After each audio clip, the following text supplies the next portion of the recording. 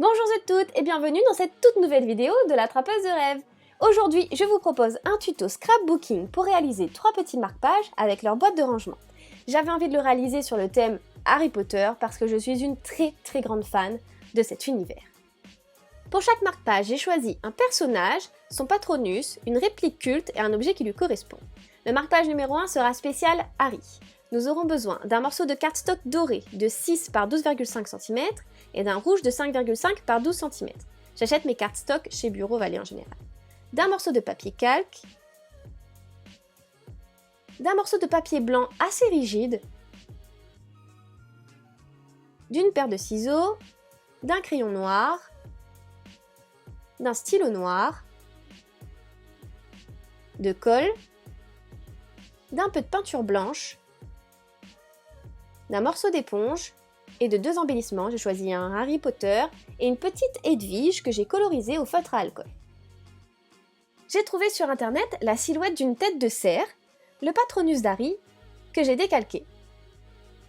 Je vais ensuite prendre mon morceau de papier blanc et je vais y reporter ma silhouette. On n'hésite pas à repasser sur les traits de crayon pour que ça se voit bien avant de le découper. Mon gabarit est maintenant prêt. Je vais prendre mon cardstock rouge, ma peinture blanche et mon morceau d'éponge que j'ai humidifié. On place son gabarit à peu près au centre de notre papier. Alors pour être sûr, voilà, moi j'ai repris mes petits embellissements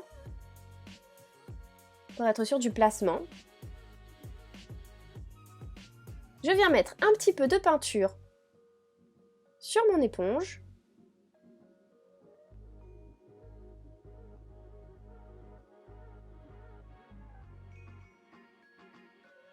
Alors pour que ce soit plus facile, vous pouvez prendre une petite pointe comme ça pour pouvoir tenir votre gabarit pour pas que ça bouge, parce que si ça bouge, ça fera pas un résultat très beau. Et on va venir tapoter tout autour de notre gabarit avec notre peinture blanche.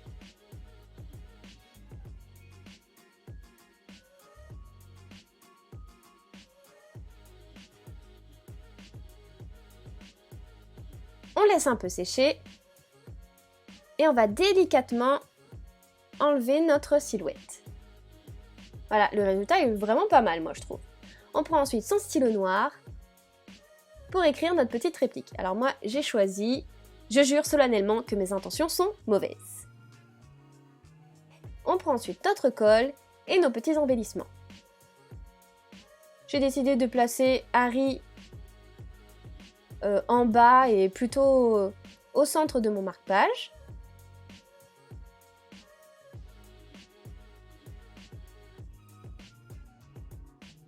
Alors pour coller, la petite technique, c'est de prendre un chiffon blanc de préférence et de venir ensuite appuyer fortement sur notre embellissement.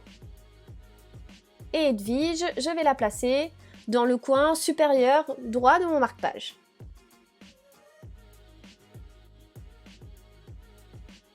Je prends ensuite mon cardstock doré, j'en colle mon cardstock rouge et je vais le placer au centre de mon cardstock doré. Alors on essaie d'être bien centré, pareil, on prend son petit chiffon et on appuie bien. Et voilà, notre premier marque-page est maintenant terminé. Pour le deuxième marque-page, moi j'ai choisi Luna parce que j'adore ce personnage. On aura sensiblement besoin du même matériel.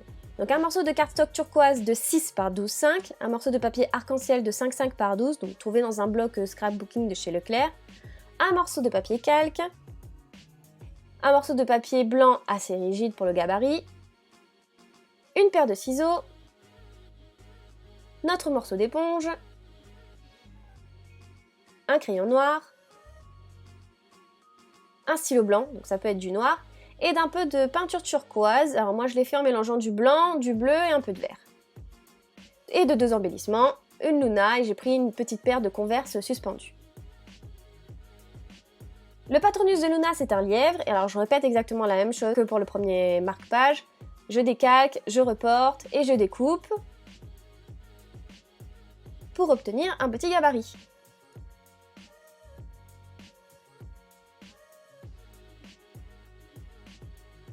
Une fois que c'est fait, je prends mon morceau de papier arc-en-ciel et je vais venir placer le gabarit.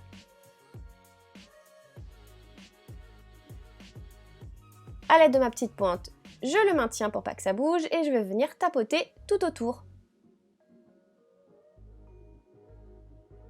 Je laisse sécher et je viens enlever délicatement.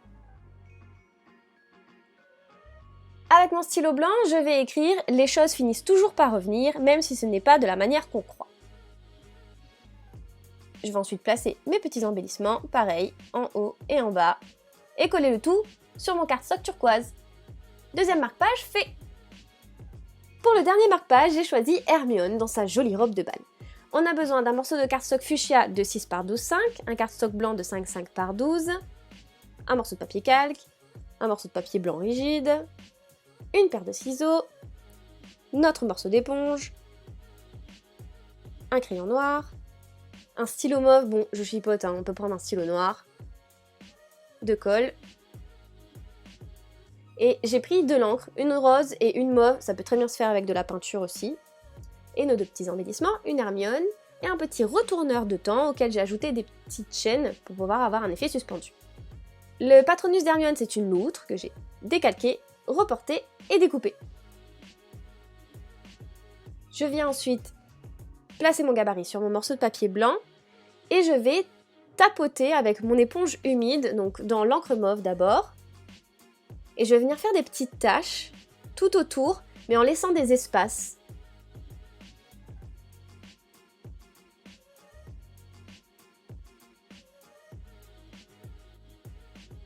Je vais ensuite prendre l'encre rose, en faisant bien attention à ne pas prendre à l'endroit où j'avais mis l'encre mauve, et je vais venir combler ces espaces.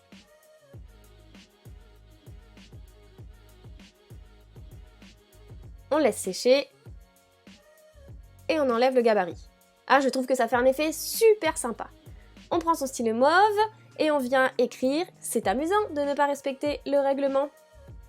On place nos embellissements, et on colle le tout sur notre cardstock fuchsia. Nos marque-pages sont maintenant terminés. Bien sûr, on aurait pu choisir plein d'autres personnages.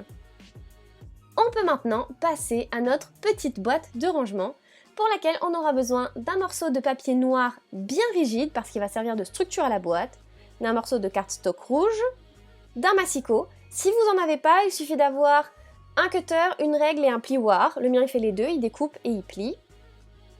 D'une paire de ciseaux, d'un compas, d'un morceau de scotch double face, de 2 mini-aimants, moi je les ai commandés sur Wish mais ça se trouve dans les magasins de loisirs créatifs, de colle avec notre petit chiffon, vous voyez le stylo mais en fait je ne vais pas l'utiliser, et des embellissements, alors un cercle 9 3/4, un mini balai, et le symbole des reliques de la mort. On va commencer par le papier, il nous faut un morceau de papier noir de 18 par 26 et de 2 morceaux de 13 par 6,5. Sur un de ces morceaux, on va tracer le milieu d'un des grands côtés, qui a 6,5, et on va découper un triangle isocèle à partir des bords opposés, comme ceci. Il nous faut ensuite 2 morceaux de cardstock rouge de 12,5 par 6, 2 morceaux de 12,5 par 0,8, 2 morceaux de 6 par 0,8, et pour ce triangle isocèle là, je vous expliquerai un peu plus tard. On va prendre notre papier de 18 par 26 et notre massicot. On va d'abord s'occuper de la partie la plus longue, donc qui fait 26 cm, et on va venir marquer des plis pour avoir la structure de la boîte. Donc attention, on ne découpe pas. Le premier pli est à 6,5 cm. Si vous n'avez pas de massicot, il suffit juste de marquer un petit trait à 6,5 de chaque côté. Vous prenez une règle, vous reliez les points entre eux et vous passez un trait de plioir. On fait un deuxième pli à 19,5. On retourne ensuite notre feuille, on plie à 6,5, 7,5, 14 et 15,1. Alors j'espère qu'on voit bien les plis que j'ai marqués. Donc j'ai la partie la plus fine vers le haut. Cette partie-là, on va l'enlever ensuite. Mais d'abord, je vais créer des petites languettes de chaque côté de mon rectangle en bas, là, qui est très fin. C'est ces languettes que je vais ensuite coller et qui vont me permettre de former la boîte. Donc de ce côté-là et de ce côté-là aussi. Je vais placer mon papier de sorte à avoir la partie la plus fine sur ma gauche, et je vais venir créer mes languettes donc de chaque côté de mon rectangle. Alors pour cela, je vais maintenant découper, mais attention, il faut s'arrêter à la première marque de pli horizontale qu'on voit, donc je vais m'arrêter ici. Je fais une première découpe à 9,5, en m'arrêtant bien à la marque, et une deuxième découpe à 12,5.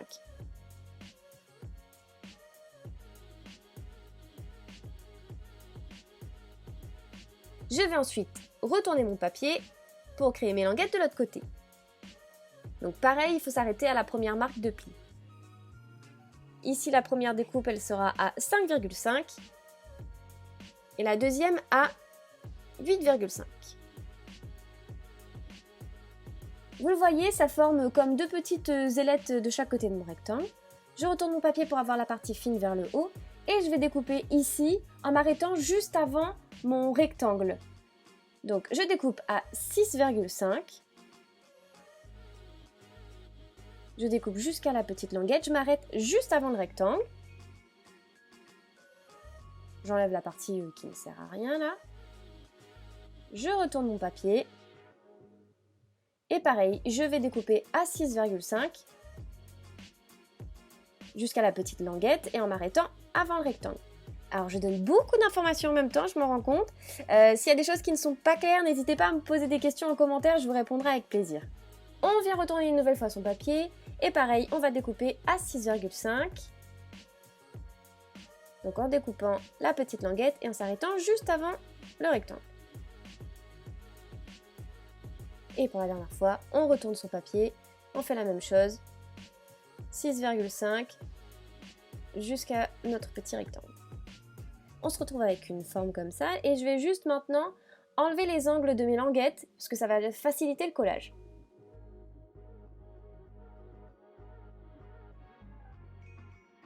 Je vais maintenant m'occuper de ma bande la plus fine et la découper en triangle. Pour cela, je vais prendre une règle, mettre une marque sur le bord extérieur à 6,5, c'est-à-dire la moitié de ma longueur. Je vais ensuite tracer une ligne entre les angles inférieurs de mon petit rectangle et cette marque et je vais découper. On va maintenant s'occuper de ce morceau-là. On a besoin qu'il s'adapte, qu'il s'ajuste au triangle qu'on vient de découper. On va donc faire plusieurs marques à 2 mm de chaque côté de notre triangle, tracer les parallèles de ses côtés. On va obtenir un triangle plus petit. À l'aide d'un compas, on reporte ces mesures sur notre cardstock rouge et on obtient un triangle qui rentre parfaitement. Je vais ensuite récupérer tous mes morceaux rouges et les coller sur l'extérieur de ma boîte en essayant de bien les centrer. Je peux ensuite récupérer mes petits embellissements et les placer. J'ai décidé de mettre mon petit 9/3 sur le dos de ma boîte et centrer. Mon balai, je le mets sur un des côtés de la boîte. Attention, pour le symbole des reliques de la mort, il faut retourner votre boîte, sinon quand vous allez la plier, il va se retrouver à l'envers. Et je vais le placer, moi, dans l'angle inférieur droit.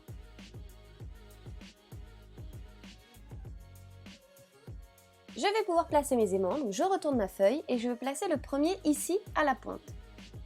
J'en récupère un. Je viens y coller un petit morceau de double face.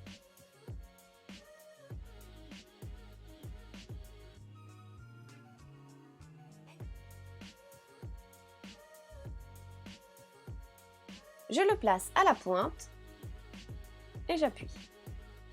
Je vais ensuite récupérer le morceau de triangle noir que j'avais préparé. Il faudra certainement le découper pour qu'il s'adapte bien. Je l'encolle et je viens le placer au-dessus de mon aimant. Là, pour pouvoir le coller, il faut vraiment appuyer d'abord fortement tout autour de l'aimant. Vous allez voir que ça prend un peu la forme de l'aimant. J'appuie sur le reste du papier et mon aimant est placé. Avant de placer le deuxième aimant, on va passer à l'étape du pliage pour donner à la boîte sa forme. Donc, on va prendre notre plioir et le passer sur toutes les marques de plis qui ont été faites.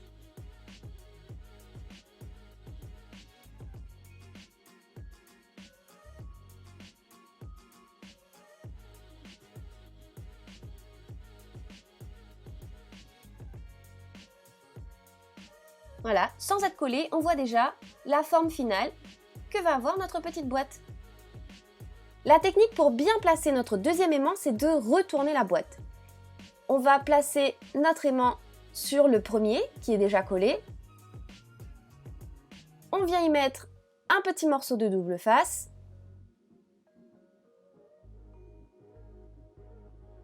On retourne la boîte. On ferme. Avec notre plioir, on va venir appuyer dessous fortement. On décolle délicatement nos aimants. Et notre deuxième aimant est placé. On est sûr que quand on fermera, ils se colleront bien entre eux. On récupère notre morceau de papier noir qu'on n'avait pas encore utilisé. Il faudra certainement aussi recouper pour qu'il rentre bien. On l'encolle. Là, encore une fois, on commence par appuyer tout autour de l'aimant pour que le papier prenne la forme de l'aimant. On appuie ensuite tout autour sur le papier et notre second aimant est placé. On va pouvoir enfin coller notre boîte. Donc, on va encoller nos petites languettes.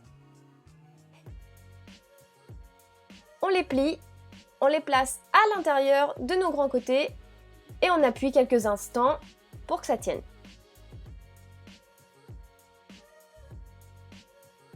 On fait la même chose de l'autre côté.